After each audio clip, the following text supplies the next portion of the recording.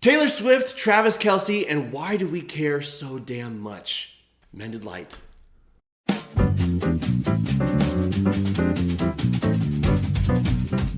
Welcome to Therapist Reacts Raw, where my producers give me something to respond to that I haven't seen before, and I'm just responding in the moment to it. Today's subject, Taylor Swift, Travis Kelce, and why do we care so much? Why are we so wrapped up in the love lives of celebrities and pop stars? Is that a healthy thing? Can it be a healthy thing? And in what ways should we be mindful of these obsessions? We're going to start with a clip from Good Morning America. It's about 2 minutes long. And then I am going to share my thoughts with you. Let's do this.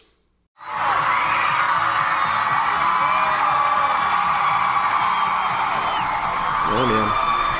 Dr. Jen is back. You may be asking why do we have Dr. Jen and we're showing you video of the Taylor Swift concert. It's because we're examining this interesting phenomenon. Psychology Today with an article on why so many people care about who Taylor Swift is dating. The power of the Swifties. She jumped into his arms about 15 feet from an outhouse backstage. It's not especially romantic, and yet everyone is losing their minds. I get it. I get that their relationship is really sweet. I'm just thinking it's ironic. That is not the place that I would have my PDA, is within smelling distance of a porta potty. But whatever. I mean, it's interesting to watch. We know Will Reeve cares. I don't. Oh, I don't. Shut up, Will. You're lying. We all do.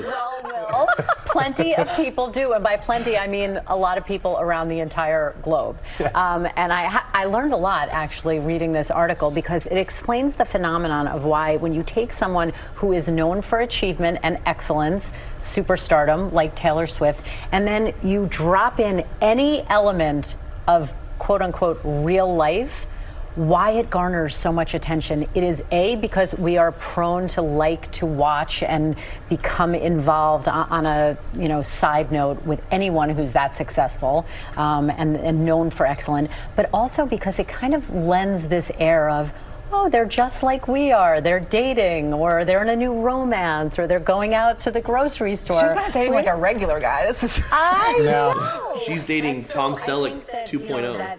That normalcy, so to speak, that it brings up is very compelling from a psychological standpoint. I do just want to say that I cannot imagine anything worse than being one of them and having to navigate a new relationship while the entire world is watching. I walked by a restaurant that she was in on a random Tuesday night, and there were just people around having dinner like that. Yeah, not thank you. appealing. They're still trying to decide if they really like each other. Right. It looks like they do. Yes, though. it does. Right? All right. So, yes, I think the component of normalcy, they're just like us, is part of it. I think it goes deeper than that, though. I think we're looking for an escape.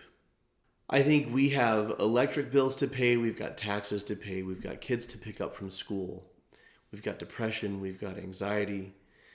Most of us don't look like the celebrities we follow. Most of us have bellies and chins and other stuff, and we like the idealized hyper reality.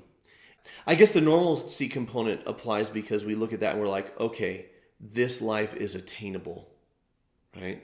A human being has attained this. We can talk about our favorite celebrities as if they're gods and goddesses, but when we see them as just people, their lives feel closer to ours and we can experience them, right?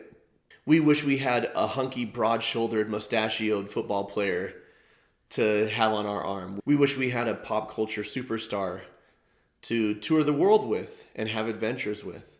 And most of us are stuck in 9 to 5. We have to deal with traffic, and we have to deal with all of the things we've got going on. For the celebrities, people say, well, they've waived their right to privacy when they decided to be an artist or an athlete. And I push back against that. I generally am not super interested in the personal lives of celebrities, for the most part because it's usually disappointing, right? In a lot of cases, it's drugs and it's using people and it's being egotistical. And I am interested when they do good. I am interested when they seem like decent people because they have such a big platform. They have such a huge reach that when they try and do something positive and good with it, that registers with me. I was meant to inspire good, not Madness, not death. So let's talk about how the escapism serves us and how it doesn't serve us when it comes to Taylor Swift's relationship with Travis Kelce, or when it comes to celebrity gossip magazines, or anything that we distract ourselves with. It could be because it would be easy for some people to criticize those who are into celebrity gossip, but those critics get lost in their video games, right?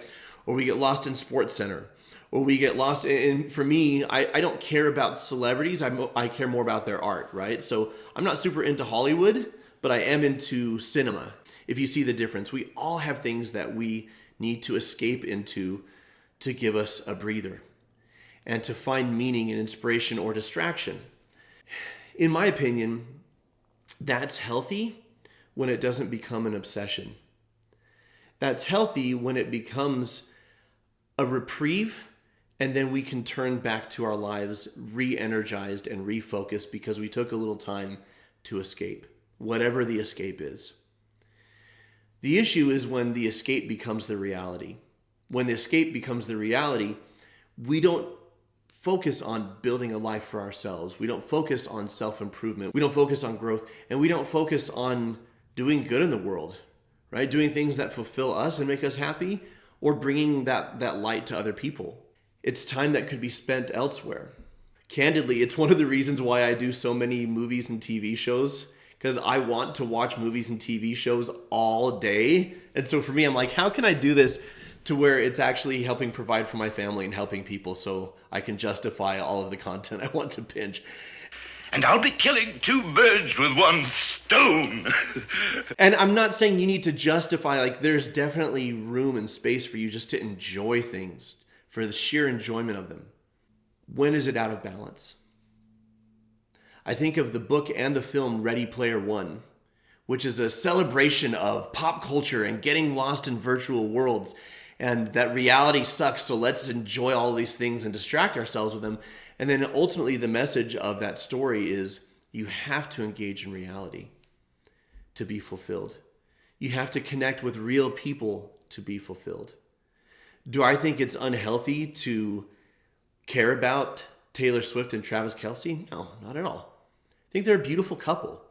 I hope they make it. And I'm not being facetious here. I hope that if she's in a happy, fulfilling relationship for a long period of time, that her music doesn't suffer. Because Taylor Swift writes her best stuff when she's in pain. Because this is what Taylor Swift does. And I don't want her to be in pain, but I would love for her to be inspired by this, right? And I want happiness for her. And I know a lot of people are very invested in her because she puts her soul into her songs. And people feel like they know her because her lyrics speak to her experience and their experience. I get that. And I don't think there's anything wrong with that. I think it's problematic when we're not facing our lives and dealing with our stuff because we get lost in any sort of distraction. So it just comes down to balance. And the question to ask yourself is my life in balance? Or are there things that I'm avoiding that I would feel better if I dealt with them? That I would feel happier if I worked through them, or if I at least faced them, even if they're still there. The fact that I'm not running from them, hiding from them, avoiding them, would I feel more powerful? You might be asking yourself, how do I know if I'm out of balance? I think it really comes down to, are you consistently putting off and pushing back, dealing with things? It could be past trauma, it could be current relationships, it could be your own emotions, it could be a bill that needs to be paid, it could be a person that keeps calling you and you're not calling them back and you know you need to. It could be a million things. It could be starting daily exercise, getting more sleep.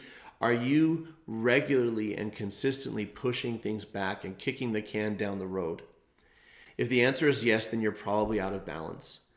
And your distractions aren't serving to recharge you as much as to help you justify not doing what you need to do. So my question for you, what do you think about Taylor Swift and Travis Kelce? Are they going to go the distance?